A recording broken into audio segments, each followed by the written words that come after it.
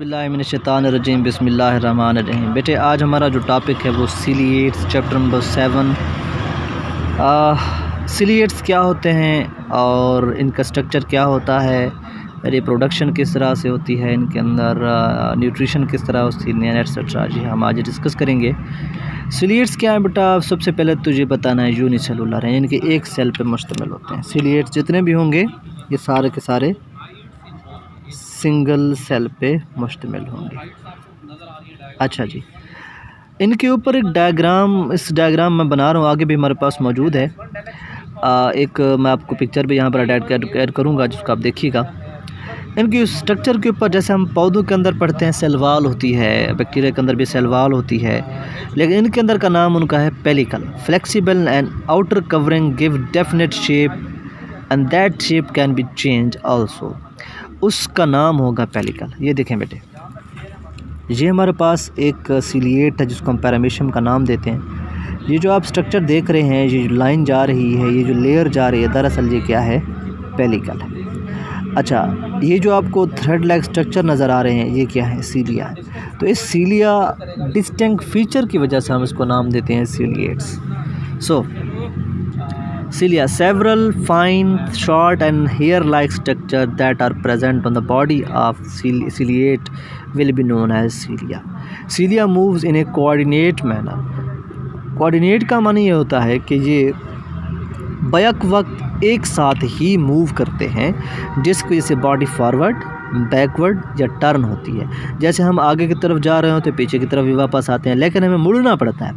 अगर सीलिएट की बॉडी को मूवमेंट के साथ साथ मुड़ना भी हो तो वो भी सीलिया की हेल्प से करते हैं। फिर बेटा इनके अंदर लोकोमोशन कैसे होती है, हम कहते हैं some ciliates are sessile which are present on the rock and other surfaces. कुछ क्या होते हैं बेटा, सेसाइल का माने स्टेशनरी, जो मूव नहीं कर पाते, तो रॉक और पानी के अंदर या किसी और जगह के ऊपर, खुश्की के ऊपर भी रह पाए जाते हैं जहाँ पर पानी की कुछ ना कुछ मिकदार मौजूद हो। Cilia produce water currents. Water currents क्या हैं, पानी की मूवमेंट जो बॉडी के अंदर होती है किसी भी जानदार के अंदर, स्पेशली अगर हम प्रोटिस्ट की बात करें तो उसको नाम देते हैं हम वाटर करंट का।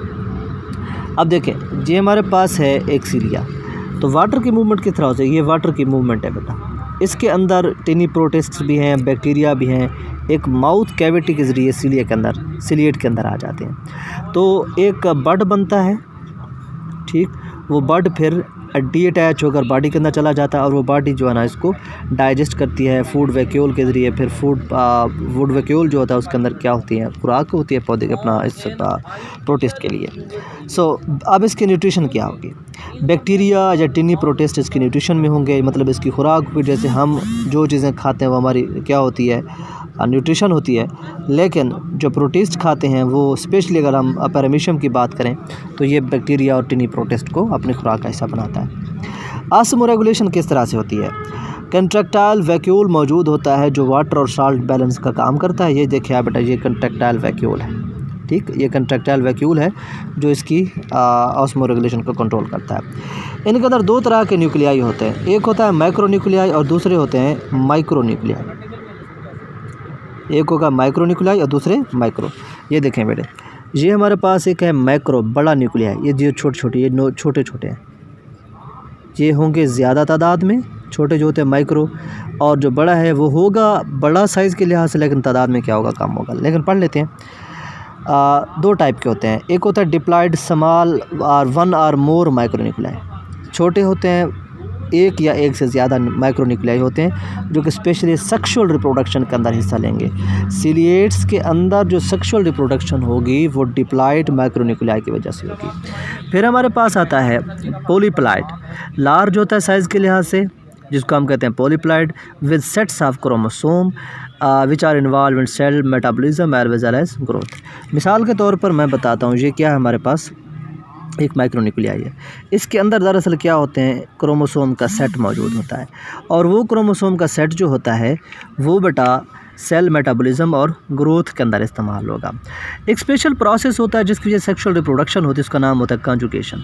हम कहते हैं कि जब दो सिलिएट्स आपस में मिलते हैं सिलिया के ज़रिए या पेलिकल के ज़रिए, तो जेनेटिक मटेरियल को एक्सचेंज आउट करते हैं। जब जेनेटिक मटेरियल या जेनेटिक इसके करैक्टर्स या हम कह सकते हैं डीएनए एक्सचेंज आउट होगा तो सेक्सुअल रिप्रोडक्शन टेक प्लेस होगी।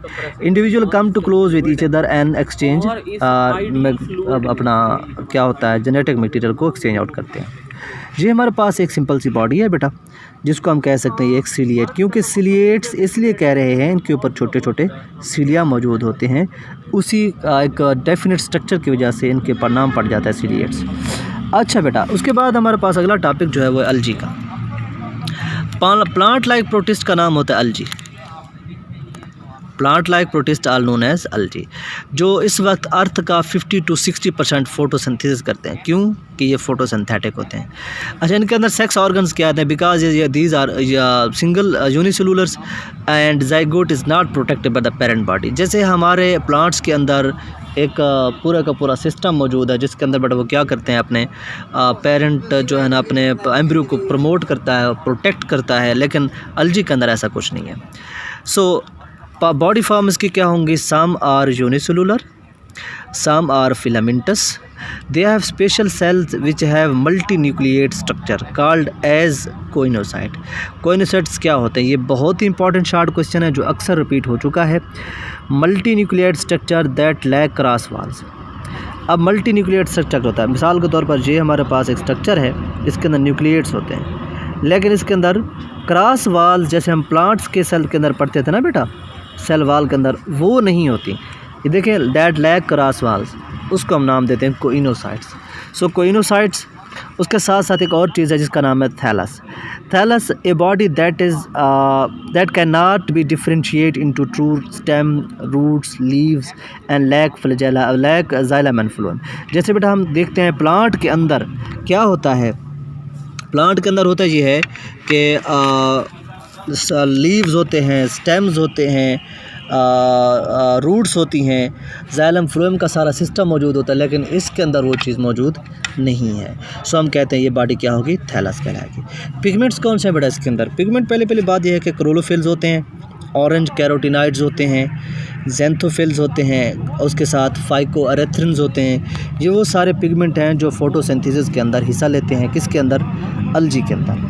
अलजी के अंदर जो फोटोसिंथेटिक पिगमेंट होंगे वो सारे के सारे ये होंगे, यानी कि chlorophyll A, orange carotenoids, xanthophylls, फाइकोअरेथ्रिन।